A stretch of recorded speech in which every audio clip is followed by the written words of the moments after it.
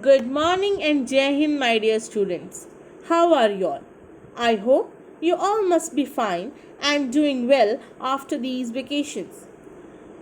So, here we are back with much more excitement and energy.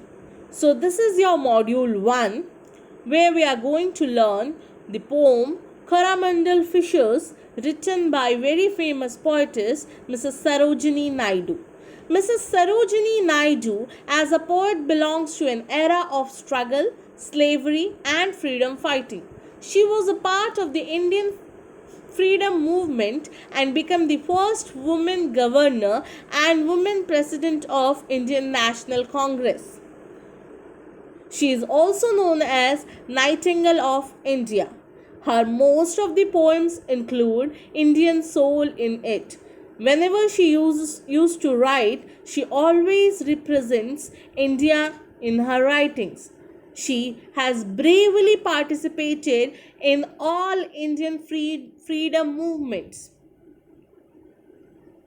So, today we are here with the poem Coromandel Fishers. The poem Coromandel Fisher is though about the fisherman, yet it metaphorically reflects the poet's desire for free India, and thus she encourages the people of the nation to hasten their struggle. So we'll start with our poem. The poem consists of 3 stanzas having 4 lines each. The rhyme scheme of this poem is AABB. I'll try to provide the detailed meaning of each line. Please go through the lines one by one. Rise, brothers, rise. The wakening skies pray to the morning light. The wind lies asleep in the arms of the dawn like a child that has cried all night. Come, let us gather our nest from the shore and set our catamarans free to capture the leaping wealth of the tide, for we are all kings of the sea. So in this stanza, the poet asks the fishermen, who is the poet? The poetess asks the fishermen to rise as the day is about to appear. She uses some symbols to tell this. Firstly, she says that the awakening skies pray to the morning light, that the sky was sleeping in the night which has woken up, and we should welcome the light. Here the poet uses personification. In the next line she says that the wind lies asleep in the arms of the dawn like a child that has cried all night, which means the sea wind that leads to the storm is now calm. The whole night it was rising so high, but in the morning it has about to come into an end. It is now silent. Thus the wind is like the child which kept crying throughout the night and now he is quiet. Here the poet uses simile to compare the wind with the child. In the third line, the poetess asked the fishermen to gather nets from the shore and set catamarans. Catamarans is a kind of a boat used by fishermen. So she is saying to set free the catamarans in order to capture the leaping wealth of the tide, for we all are the kings of the sea. What are the wealth of the tide?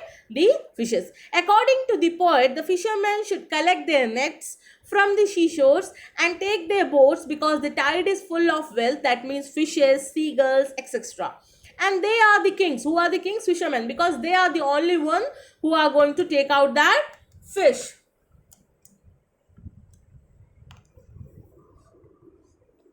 Hence, they should hurry up now. Now, in stanza 2, no longer delay, let us hasten away in the crack of the seagull's call. The sea is our mother, the cloud is our brother, the waves are our comrades. What though we toss at the fall of the sun, where the hand of the sea god drives us? He who holds the storm by the hair will hide in his breast our lives. So according to this stanza, the poetess means to say that fishermen to do everything fast. The girl's call is a symbol used to depict that morning is near. The poet calls sea as their mother, cloud as brother, and sea waves as their friends or companions. Here again the poet uses personification. She urges other not to fear, because even if they could not return back by the sunset, the sea god, which according to her holds the sea storm by the hair, will save them. Hide in his breast our lives. That means the sea god will save them. Sea is considered to be the mother because it feeds them and helps them to sustain their life. Similarly, clouds are brothers because they should help them to return back to their home on timely basis. The poet thus wants to say that they all are family and help each other. In the final stanza, we'll read the final stanza first.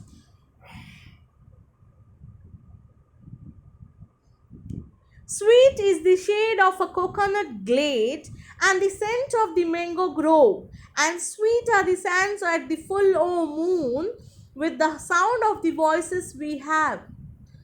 Sound of the voices we love.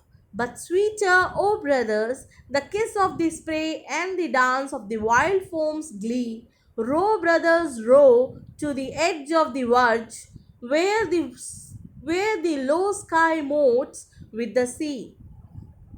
Here, the poetess means to say in the third stanza is the shade of the coconut glade, the scent of the mango grove, and the scents at the the moon.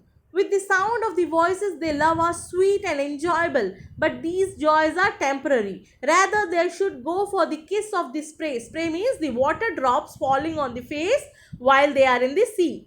And the dance of the foam's glee. What do you mean by foam's glee? Foam's glee means which forms by the up and down movement of the boat, the water bubbles. Okay, which according to the poet are sweeter and worth struggling. In the last line, she asks the fisherman to depart for the point in the sea where the sun meets the sky, that is horizon.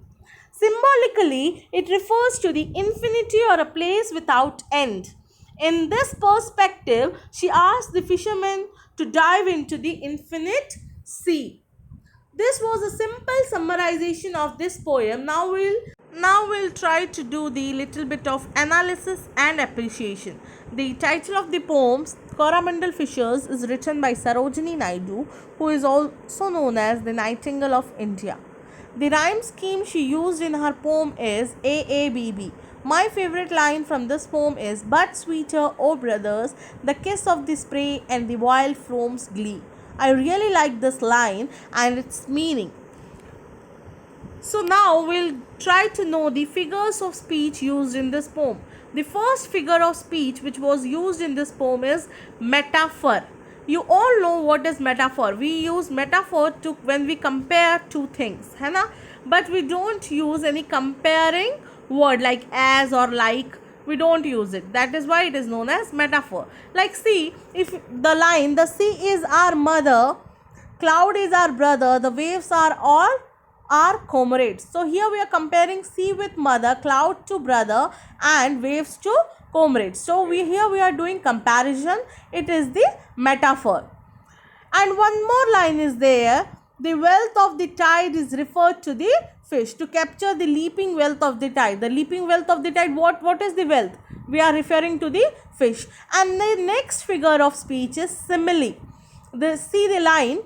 The wind lies asleep in the arms of the dawn like a child that has cried all night. What does that mean? That we are comparing the wind, which was very bold and wild at night, but at the dawn time, like the child who cries all night, but at the morning he sleeps very peacefully. Similarly, the wind is also lying peacefully. So here we are comparing here, and this comparison is known as simile.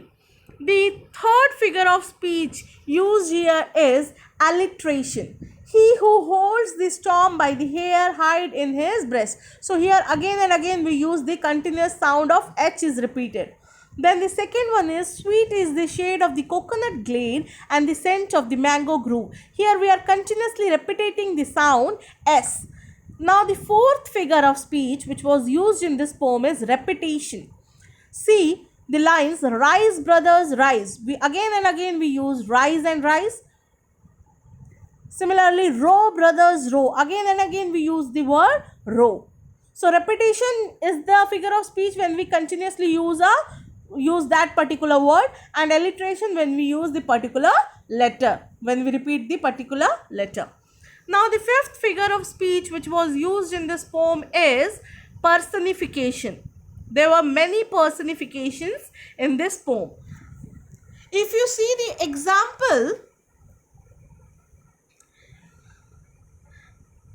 when we are saying that the wind lies asleep in the arms of the dawn like a child that has cried all night. So here we are giving the human quality to the wind. How can the wind sleep? But we are giving that human quality to wind, and dawn the quality of humans, like having arms. Okay, so these all are the qualities which we are giving.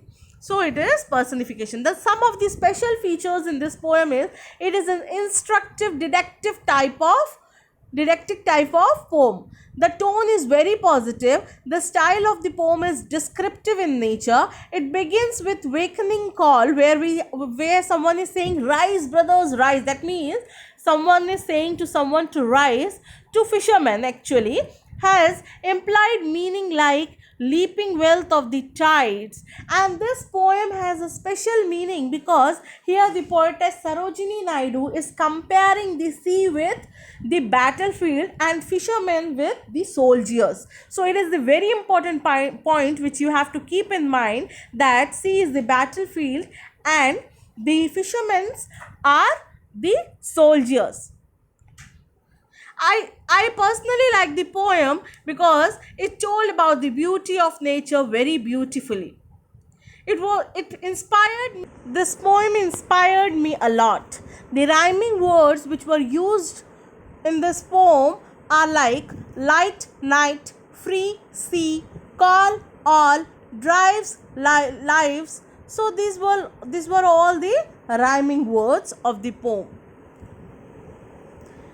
Now we'll move on to our next part, that is, now we'll move on to knowing the meaning of some typical words like catamaran. Catamaran means the kind of a boat where we use the logs of wood to make it like a raft. Okay, so that is catamaran. And see, I said some foams glee kind of thing.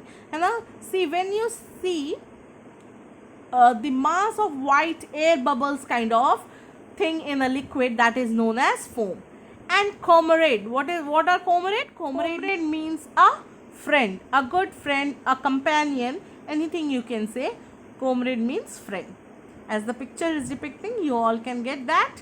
So this was all about the poem. I hope you all liked it. Thank you and have a good day. Please watch the next part of this module where a girl is reciting this poem in a very beautiful sing-song manner, and try to recite this poem in similarly like that girl does.